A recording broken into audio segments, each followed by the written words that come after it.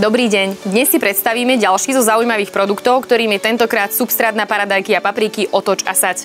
Tento substrát má niekoľko výhod, no a samozrejme používať ho môžeme priamo pri pestovaní rastlín v záhrade, kedy do vyhlbenej jamky pridávame niekoľko hrstí substrátu a následne ich zasypávame. Snáď tým najväčším benefitom tohto substrátu je však to, že používať ho môžeme vďaka dizajnu aj na miesta, kde nemáme dostatok priestoru, napríklad na balkónoch alebo terasách, a to priamo vo forme pestovateľského vreca.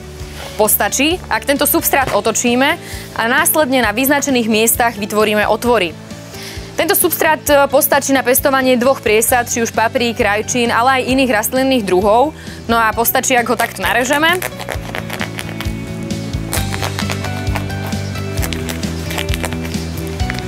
Konce zahneme. Malú časť substrátu pred výsadbou odporúčam vytiahnuť a vybraté priesadky si následne do tohto substrátu vysadíme.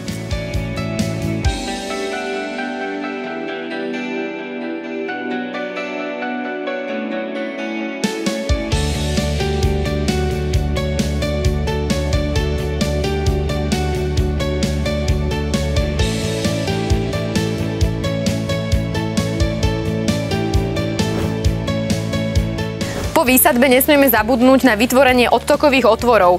Aj na tie tu máme vyznačené presné 3 miesta a stačí, ak tieto miesta naozaj len jemno narežeme.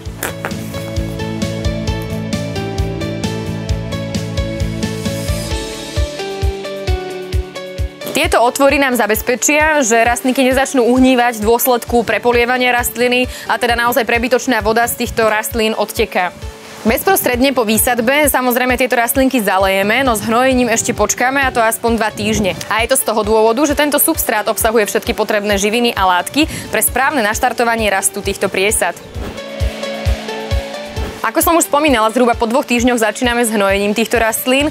Ak vám môžem odporučiť, tak používajte naozaj hnojivá, ktoré sú určené na ekologické pestovanie a teda sú na prírodnej báze. Ostatné zaujímavé tipy, rady, ale aj návody nájdete na našich webových stránkach, ale taktiež aj na Facebooku. Dovidenia.